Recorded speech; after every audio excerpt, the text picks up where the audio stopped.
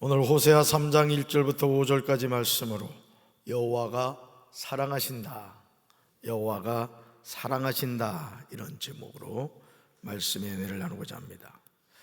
죄인을 사랑하시는 하나님, 죄인을 위하여 하나밖에 없는 아들의 목숨을 주시는 하나님, 아무리 흉악한 죄를 지었어도 회개하고 돌이키면 받아주시는 하나님, 어느 누가 하나님의 이런 사랑을 이해할 수 있겠습니까? 우리가 구원을 받은 것은 내가 무엇인가를 해서가 아닙니다.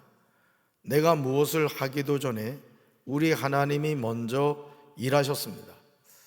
제가 이 목회를 하면서 성도들을 바라보면서 안타깝게 느끼는 게 뭐냐, 열심을 내는 사람들이 어느 순간 자기 의에 빠지는 것을 보게 돼요.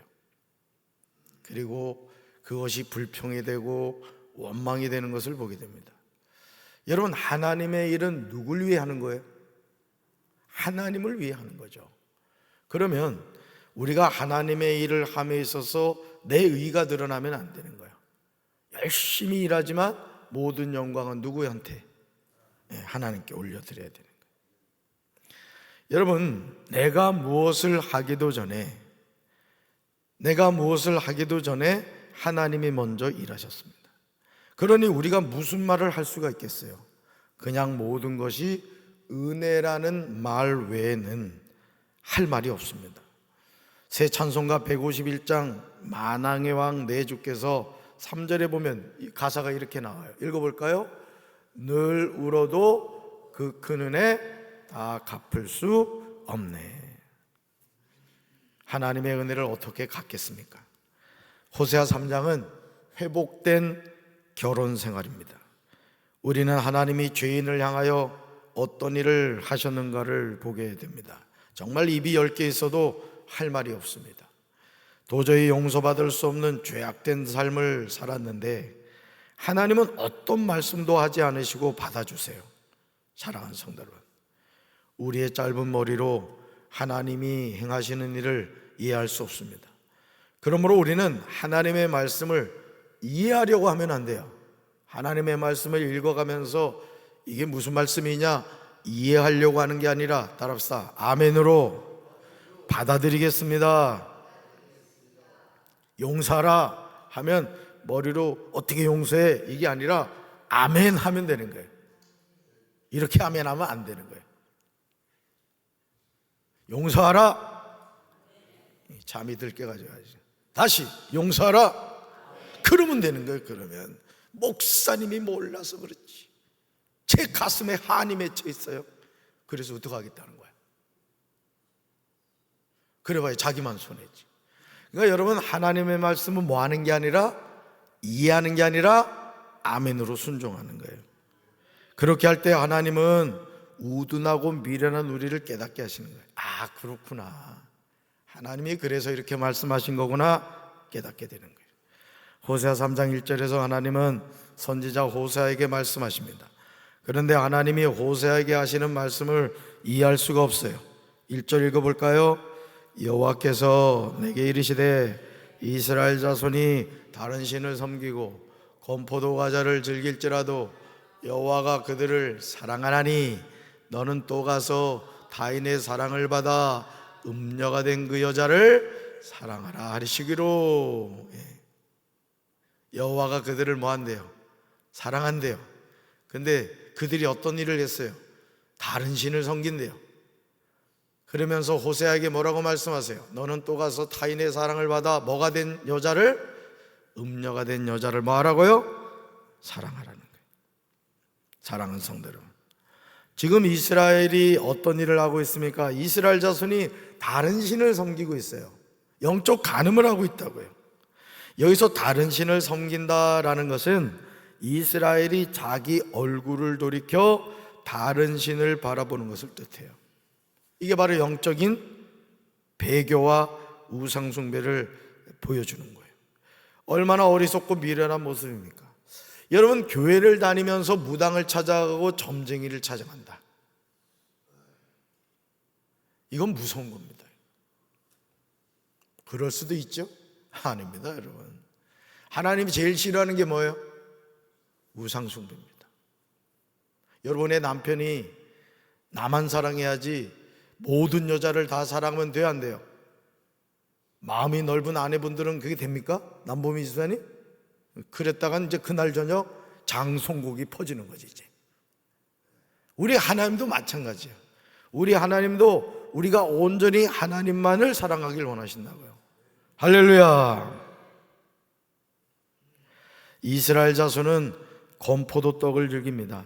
여기서 건포도 떡을 즐긴다라는 것은 그 맛과 관련하여 육체적이고 감각적인 우상숭배 모습을 상징하는 거예요. 특히 이것은 아수르 제국 풍요의 여신인 아스다로 신전에 바쳐진 희생의 떡과 연관이 있는 거예요.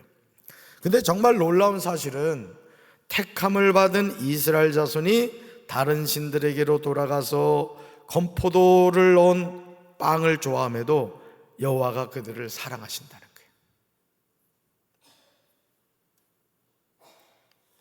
이스라엘 자손들을 사랑하는 여호와처럼 호세아가 타인의 사랑을 받아 음녀가 된 그 여자를 사랑하라고 하십니다. 여러분, 하나님은요 우리에게 원수를 사랑하라 이렇게 말씀하셨죠. 그렇죠? 잠이 아직 들게가지고 대답할 힘이 없어요? 여러분, 하나님이 원수를 사랑하라고 하셨죠. 근데 하나님이 말로만 했어요? 하나님이 먼저 사랑하셨어요? 하나님이 먼저 사랑하셨어요. 십자가에서 누굴 죽였어요? 아들을 죽였단 말이에요. 우리가 아직 죄인 되었을 때 원수인 우리를 위하여 아들을 십자가에 못 박아 죽임으로 말미암아 누구든지 예수님을 영접하고 그 이름을 믿는 자마다 뭐하지 않고 멸망하지 않고 뭘 얻게 하려 하심이라, 영생을 얻게 하려 하심이라 했단 말이에요. 지옥 가지 않고 천국 가게 해주셨다고요. 우리가 어떤 상태일 때? 죄인이었을 때. 그러니까 오늘 하나님께서 호세아에게 타인의 사랑을 받아 음녀가 된 그 여자를 사랑하라고 하는 거예요. 이것은 호세아가 음부가 된 여인을 사랑해야 하는 근본적인 이유예요. 우상을 섬기는 이스라엘 백성을 하나님이 먼저 사랑하신 것처럼 호세아야 너도 그렇게 하라 이렇게 말씀하신 거예요. 그렇다면 여기서 호세아가 말하는 타인의 사랑을 받아 음녀가 된 그 여자는 누구를 말하는 것일까요? 호세와 결혼한 고멜입니다. 고멜은 호세아를 떠나 다른 남자와 간음죄를 범하고 있었던 거예요. 하나님은 고멜을 다시 사랑하라고 명령하신 거예요. 여러분, 우리 호세아 1장 가보세요. 호세아 1장 성경을 펼쳐보세요. 호세아 1장 2절을 읽어봅니다. 2절 같이 읽습니다. 여호와께서 처음 호세아에게 말씀하실 때 여호와께서 호세아에게 이르시되 너는 가서 음란한 여자를 맞이하여 음란한 자식을 낳아라. 이 나라가 여호와를 떠나 크게 음란함이니라 하시니. 여러분, 어떤 여자를 맞이하래요? 음란한 여자를 맞이하라는 거예요. 그러니까 이 고멜이 호세하고 결혼해서 3남매를 낳는데 이 음란함이 너무 충만해가지고 집을 나가버린 거예요. 그래서 지금 다른 남자하고 바람을 피고 있는 거예요. 다른 남자 간음죄를 범하고 있는 거예요. 그런데 하나님은 호세아에게 고멜을 다시 사랑하라 이렇게 명령하시는, 이것은 이스라엘 자손을 긍휼히 여기시는 하나님의 사랑을 표현하고 있는 겁니다. 호세아 3장 2절에서 우리는 충격적인 장면을 보게 돼요. 2절 같이 읽습니다. 그래서 나는 은 15세겔과 보리 한 호멜 반을 가지고 가서 그 여인을 사서 데리고 왔다. 그 여인이 누군데요? 호세아의 마눌림이란 말이에요. 마눌림. 사랑하는 성도 여러분, 고멜은 호세아와 자녀를 낳은 아내예요. 그런데 그 아내를 데려오기 위해서 호세아는요 은 5세겔 보리 한 호멜 반을 가지고 가야 했어요. 이것은 이스라엘 사회에서 보통 노예 몸값이었대요. 보통 노예 몸값. 결국 호세아가 지급했던 비용은 여인의 낮아진 신분과 노예적인 생활 상태를 암시하고 있어요. 이는 장녀와 같은 이스라엘의 타락한 모습을 반영하는 거예요. 얼마나 안타까운 모습이에요. 오늘 이 땅에 많은 하나님의 자녀들이 타락하여 하나님을 떠나서 노예 같은 인생을 살고 있다고요. 호세아 3장 3절에서 호세아는 음녀가 된 고멜에게 말해요. 여기서 많은 날은 고멜이 절제하고 훈련받음으로써 새롭게 변화되는 날들을 가리키는 거예요. 하나님의 자녀는 거룩한 삶을 살아야 돼요. 따라서 하나님의 자녀는 거룩한 삶을 살아야 합니다. 아멘. 전기세 아낀다고 집에 불 끄고 있고 그러지 말아요. 우리 집 얘기예요. 집은 항상 밝아야 돼요. 우리 누구 자녀예요? 하나님의 자녀예요. 빛의 자녀예요. 너희는 세상에 비치고 소금이나 했어요. 항상 밝아야 돼. 항상. 얼굴에도 여성분들 그거 반짝반짝 빛나는 거 있더만 그거 바르고 다녀요. 우리 교인들은. 난 빛의 자녀라고. 빛의 자녀라고. 말씀 읽어볼까요? 3절을 우리말 성경으로 읽습니다. 너는 나와 함께 오랫동안 살아야 한다. 너는 장녀짓을 하거나 다른 남자와 관계도 안 된다. 내가 너와 함께 할 것이다. 아멘. 여러분 지금 이게 누가 누구한테 하는 얘기예요? 남편 호세아가 아내 고멜에게 하는 말이에요. 하나님이 음란한 우리에게 하는 말이에요. 타락한 우리에게 하는 말이에요. 호세아 아내인 고멜인 남편인 호세아에게 다시 돌아와서 순결한 삶을 살도록 요청을 받았어요. 고멜은 고독과 절제의 시간을 통하여 새롭게 인격이 변화될 때까지 훈련을 받아야 됐어요. 오늘 우리에게도 이런 변화의 시간이 반드시 있어야 돼요.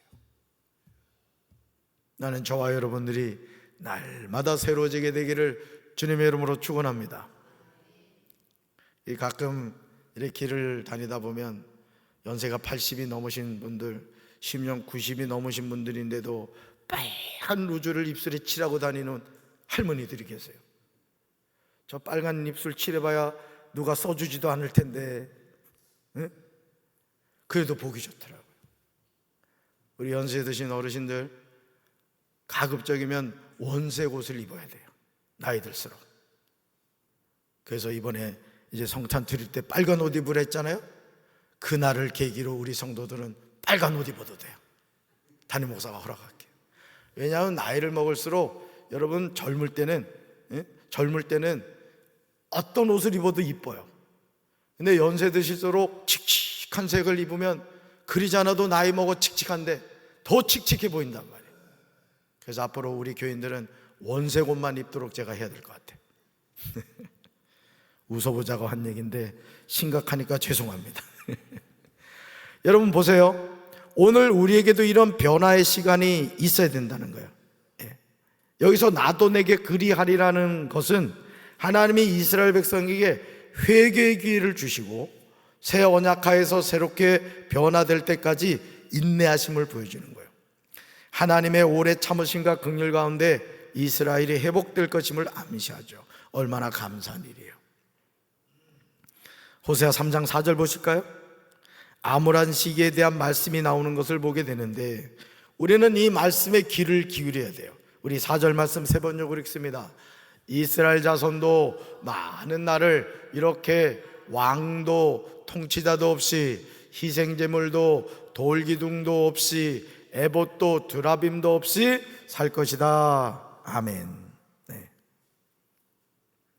호세아 3장 3절에서 고멜의 절제 기간은 이스라엘의 포로 기간을 상징합니다.